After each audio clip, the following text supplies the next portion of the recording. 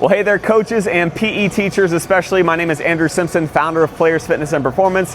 I've gotten a question recently, multiple times from coaches asking about warm-ups for their athletes. Safe, effective warm-ups that prevent injury but also help maximize the athlete's output during the practice or during the class. And so I wanted to share with you guys this simple three-part science-backed and evidence-based warm-up system that we use here at PFP to help our athletes safely and effectively execute their warm-up. It's three very simple things. I'm providing you with the exact template, and right here in this video I want to show you the exercises so that again you can go out there and teach this to your class, to your athletes for their practice. It's three simple things. It's mobilize, activate, potentiate. Mobilize, activate, potentiate. Mobilize is mobilize the joints, get the synovial fluid going in the joints so that we can effectively exercise and prevent injury. Number two is activate, and this one is so underemphasized in most warm-ups. It's activating the right muscles. You know, if you don't activate the right muscles, then your athletes, their quads are just gonna take over, their shoulders are just gonna take over, and the small muscles, or the muscles that are really important, their glutes, their hamstrings, their rotator cuff, their tibialis anterior in the front, like all these other muscles that are really, really important for preventing injury and maximizing athletic performance, those muscles are not going to turn on. So step two is activate the right muscles, and there's a few, exactly 4 exercises that I'm going to give you for your warm-ups. And then lastly is potentiate, which is now let's get the whole body in motion. Let's get our pogo hops, our jumping jacks, our squat jumps, our skips. And I'll give you 4 specific movements that we do here at PFP. But anyway, let's get started. So mobilize. Step 1 is mobilize. This is where we're gonna have 4 exercises that your athletes are gonna do. Stationary, typically. They're gonna be stationary for these. You can circle them up in a group, and it's mobilization. So number 1, we've got world's greatest stretch. So I'm gonna come down in a strider stretch position here with my foot underneath of my knee. So not like this, but like this. And we're going back leg straight, and we're just gonna drop the inside elbow and twist it on up. Drop the inside elbow, twist it on up.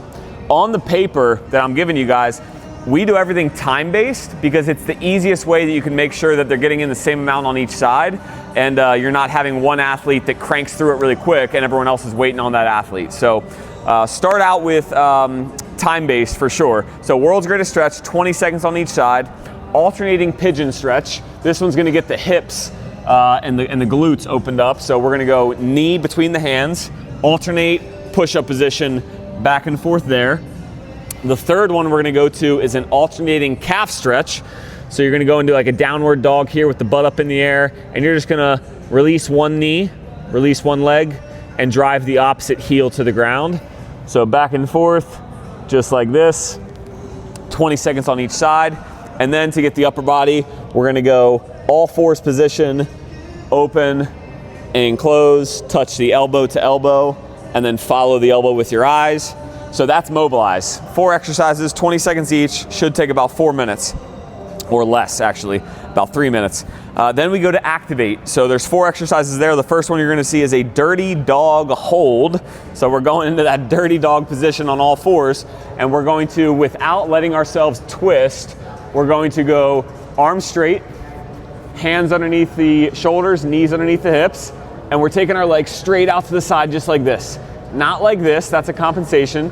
We're going knee above the foot without bending either elbow. So you can cue this by saying, hey, don't twist, make sure you keep yourself centered and push your legs straight out to the side. You're gonna feel your core activate really hard here, and the leg that's going up in the air, you're gonna feel that glute. So that's 6 reps for 5-second holds. So 5, 4, 3, 2, 1, back down. Next one, single leg bridge. This is gonna activate the hamstring and the glute max. So we're gonna drive up, heel is planted in the ground. If your athletes come too close to their butt, they're only gonna feel their quad. And if they go too far out, they're only gonna feel hamstring. So you gotta find that sweet spot right there, right underneath the knee, drive up and squeeze the glute. Same deal there, 6 reps with a 5-second hold. Then number 3 for activate, we've got an activated plank. You can go on your forearms or hands for this. You can mix it up in your classes. If we're in this position right here, we're flexing the quads, we're gripping the ground with our fingers, and we're actively pressing away and tightening up the abs here, right? As a coach, as a teacher, you can go around and press on the lower back of the athlete to make sure they're engaging their core. And then if they go on their forearms, which is my preference, forearms, they're gonna drive their fists into the ground as they're doing this plank. And that's why it's an activated plank, because they're activating their core by pressing into the floor. And then lastly, very simple, both legs on the ground. And coach, you wanna try this because the straight leg raise looks so simple, but it activates the whole quad muscle all the way up to the hip flexor and the core if you do it right. So we're gonna lie on our backs. We're gonna lift one leg up, keep the leg straight, don't bend it, right? Because that just defeats the purpose and makes it easy. Leg has to be straight, opposite leg on the ground is straight, and you're working to lift for 5 seconds, and you're gonna feel that hip flexor and core and quad work, and then back down. So you can either do 20 seconds on each side there, or you can do the same 6 reps, 5-second hold. That's activate. Are there other exercises? Sure. You can go Superman's, arms are straight, activating the upper back muscles and the lower back. There's a lot of different things you can do to activate, but the point is we gotta activate the right muscle groups. Lastly is potentiate. We've got pogo hops, 20 seconds, flicking into the ground, working the core or the calves and the quads. We've got pogo hops to snap downs. So as the coach, as the teacher, you're gonna say bounce, bounce, bounce, bounce, bounce, down. Athletic position. Bounce, bounce, bounce, bounce, down. You could even drop it into a single leg, right? But the key is you're potentiating, you're building the muscle by doing some plyometrics. Then we got ice skater sticks, 6 reps on each. Jump, stick the landing. Jump, stick the landing. Another way to potentiate. And then sprint in place, right? 20 seconds.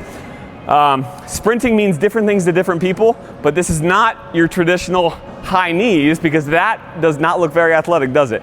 A sprint is when the shin, when the foot comes up about mid-calf length, and you're swinging your arms at the shoulder. So you're teaching them to use motion here. We're not gonna play the drums.